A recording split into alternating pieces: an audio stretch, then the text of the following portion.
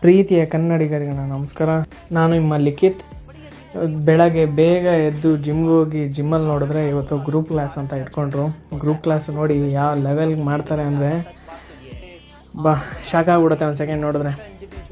ನನ್ನೂ ಹಾಕೊಂಡು ರುಬ್ಬಿದ್ರು.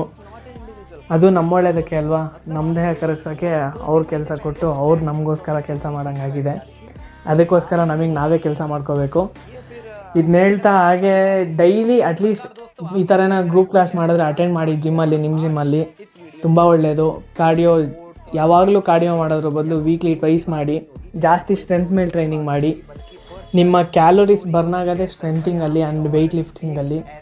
ಎಷ್ಟು ವೆಯ್ಟ್ ಆಗ್ತಿರೋ ಅಷ್ಟು ಕ್ಯಾಲರಿ ಬರ್ನ್ ಆಗ್ತಾ ಹೋಗುತ್ತೆ. ಸ್ವಲ್ಪ ನೋಡ್ಕೊಂಡು ಮಾಡಿ. ಯಾಕೆ ಹೇಳಿದೆ ಅಂದರೆ ಜಾಸ್ತಿ ಜನ ವೆಯ್ಟ್ ಹಾಕ್ಬಿಟ್ಟು ಹೇಗೆ ಅಂದರೆ ಡೆಡ್ ಲಿಫ್ಟ್ ಮಾಡೋಕ್ಕೆ ಹೋಗ್ತಾರೆ. ಅದರಿಂದ ತುಂಬ ಬ್ಯಾಕ್ ಪೇನ್, IVDP ಇಶ್ಯೂಸ್,